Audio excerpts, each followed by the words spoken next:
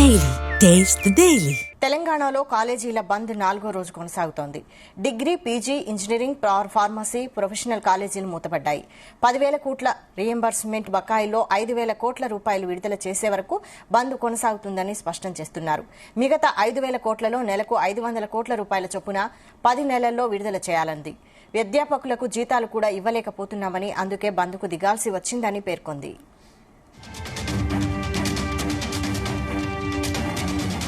దీనిపై మరిన్ని అప్డేట్స్ మా ప్రతినిధి యాకేష్ అందిస్తారు. యాకేష్. Good morning Vaishali. తెలంగాణ వ్యాప్తంగా కూడా ప్రైవేటు కళాశాలలు, ప్రైవేటు విద్యా సంస్థల బంద్ కొనసాగుతుంది. ఈ నెల 3 నుంచి కూడా ప్రస్తుతం బంద్ కొనసాగుతున్నటువంటి ప్రధానంగా ప్రభుత్వం నుంచి తమకు రావాల్సినటువంటి ఫీజు రియంబర్స్మెంట్, అటు స్కాలర్షిప్లను వెంటనే విడుదల చేయాలని అటు ప్రైవేటు కళాశాలల యాజమాన్యాలు డిమాండ్ చేస్తున్నాయి. ఈ నేపథ్యంలోనే గత కొంతకాలంగా ప్రభుత్వానికి విజ్ఞప్తి చేసిన ఎలాంటి ఫలితం లేకపోయినటువంటి నేపథ్యంలో ఈ నెల 3 నుంచి కూడా విద్యా సంస్థల బంద్ను పాటిస్తున్నారు. ఇది కూడా ఆ ప్రభుత్వము నిధులు మంజూరు చేసే వరకు కూడా ఈ బంద్ కొనసాగుతుందని ఇప్పటికే ఆయా కళాశాలల యాజమాన్యాలు ప్రకటించినటువంటి పరిస్థితులలో నిన్న ఈ హైదరాబాద్ లో కూడా సమావేశం నిర్వహించారు.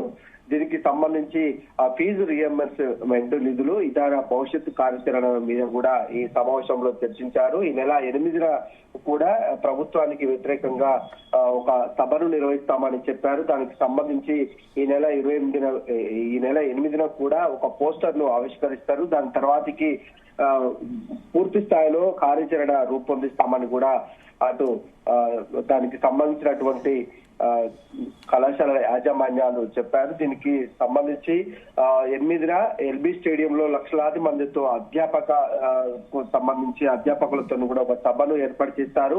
ఫీజు రియంబర్స్మెంట్ నిధుల సమీకరణ కోసం ప్రభుత్వం వేసినటువంటి కమిటీని కూడా అది వారు స్వాగతిస్తున్నప్పటికీ కూడా దాని నివేదికను ప్రభుత్వం 3 నెలల్లో ఇవ్వాలని చెప్పడం, దాన్ని నెల రోజుల్లోనే ఇచ్చేలా ప్రభుత్వం చర్యలు తీసుకోవాలని కూడా వారు ప్రధానంగా డిమాండ్ చేస్తున్నారు. ఫీజు బకాయిల కోసం ఈ నెల 10న 10 లక్షల మందితో హైదరాబాద్ లో సభ పెట్టబోతున్నట్టు కూడా మేనేజ్మెంట్లు పేర్కొంటున్నాయి.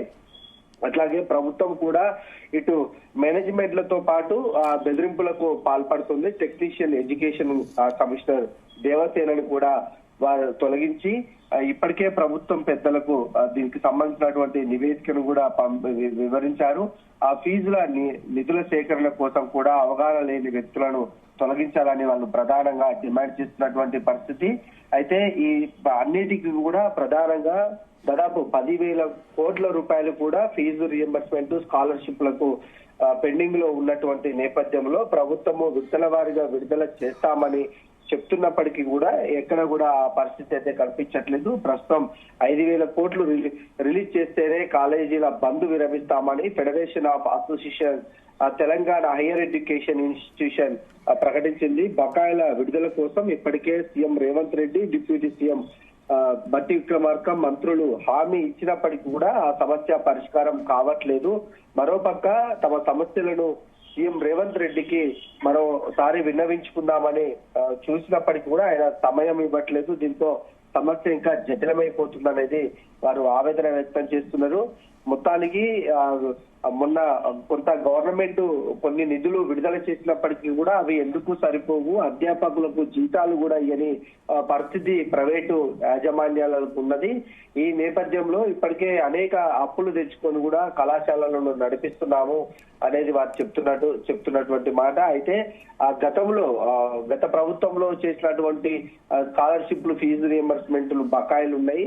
వాటితో పాటు ఇప్పుడు ప్రస్తుతం ప్రభుత్వం 2 సంవత్సరాలు నడుస్తున్నటువంటి క్రమంలో ఇవన్నిటి కూడా 10,000 కోట్ల రూపాయలు పెండింగ్ లో ఉన్నాయి. ఈ అన్నిటినీ కూడా చేయాలంటే ప్రభుత్వానికి ఒక ప్రత్యేక నిధులు సమకూర్చుకోవాల్సినటువంటి అవసరం ఉంటుంది.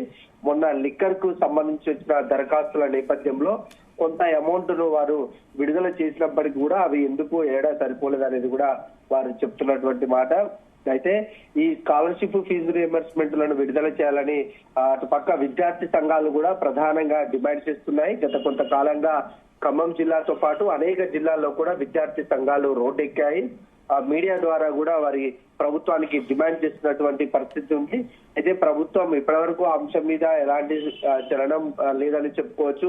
అటు డిప్యూటీ సీఎం బట్టి విక్రమార్కను అనేక సార్లు కూడా ఈ యాజమాన్యాలు కలిసి విజ్ఞప్తి చేసినప్పటికీ కూడా స్పందన లేదు. అటు సీఎం రేవంత్ ని కూడా కలిసినా కూడా ఫలితం లేకపోయినటువంటి నేపథ్యంలో తమ కార్యాచరణ ప్రకటిస్తామని ఇప్పటికే ఆయా సంస్థల యాజమాన్యాలు ప్రకటిస్తున్నటువంటి పరిస్థితి. అయితే మరోపక్క ఈ కళాశాలల బంద్ తోటి విద్యార్థులు చదువుకు దూరం అయ్యే పరిస్థితి కనిపిస్తా ఉంది. ఇప్పటికే 4 రోజుల పాటు కూడా విద్యా సంస్థల బంద్ నిలిపివేశారు. ఇంకా కూడా కొనసాగిస్తున్నామని చెప్పినటువంటి నేపథ్యంలో విద్యార్థుల భవిష్యత్తు కూడా ప్రశ్నార్థకంగా మారే అవకాశం కనిపిస్తా ఉంది. 4 రోజులు అంటే ఇప్పుడు ఇయర్ మధ్యలో ఉంది కనుక కొంత ఎడ్యుకేషన్ చదవడానికి కూడా విద్యార్థులకు ఇబ్బంది అవుతుంది. కళాశాలలు వాళ్ళు పేద విద్యార్థులు ఫీజులు కట్టి కళాశాలలకు వెళ్ళలేని నేపథ్యంలో వాళ్ళ మీద కూడా యాజమాన్యాలు ఒత్తిడి చేస్తున్నాయి. ఫీజులు రియంబర్స్మెంట్ వచ్చాకనే మీరు కళాశాలలకు రావాలని ఇప్పటికే వారు అల్టిమేటం జారీ చేసినటువంటి నేపథ్యంలో వారి భవిష్యత్తు కూడా ప్రశ్నార్థకంగా మారే అవకాశం కనిపిస్తా ఉంది. సంఘాలు కూడా ఈ యాజమాన్యాలకు మద్దతు ప్రకటిస్తూ పెద్ద ఎత్తున కూడా కొన్ని జిల్లాల్లో ఆందోళన కార్యక్రమాలు చేస్తున్నారు.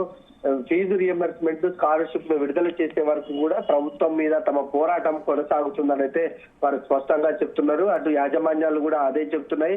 తాము అప్పులు తెచ్చుకొని కళాశాలలు నడపాల్సినటువంటి పరిస్థితి ఏర్పడుతుంది. ప్రభుత్వం వెంటనే నిధులను విడుదల చేయాలి, లేదంటే ఈ బంద్ అయితే ఇంకా కొనసాగుతుందనేది వారు చెప్తున్నారు. మరోవైపు కూడా తాము ఈ రియంబర్స్మెంట్లను బకాయిలను చెల్లించమని ప్రభుత్వాన్ని అడుగుతున్నటువంటి క్రమంలో తమ కళాశాలల మీద కూడా ప్రభుత్వం విజిలెన్స్ లతోని తనిఖీలు చేపడుతుంది. విజిలెన్స్ అధికారులు తమ కళాశాలలకు వచ్చి ఏ సమయంలో ఎంత ఫీజు వసూలు చేస్తున్నారు, ఎన్ని సంవత్సరాల నుంచి పెండింగ్ ఉన్నాయన్న అంశాలకు సంబంధించి అన్ని కూడా తనిఖీలు చేస్తున్నారు. ఈ విజిలెన్స్ తనిఖీలను కూడా ఆపాలని విద్యా సంస్థల అధినేతలు కూడా ప్రధానంగా డిమాండ్ చేస్తున్నారు. Vaishal. Okay, thank you Yakesh.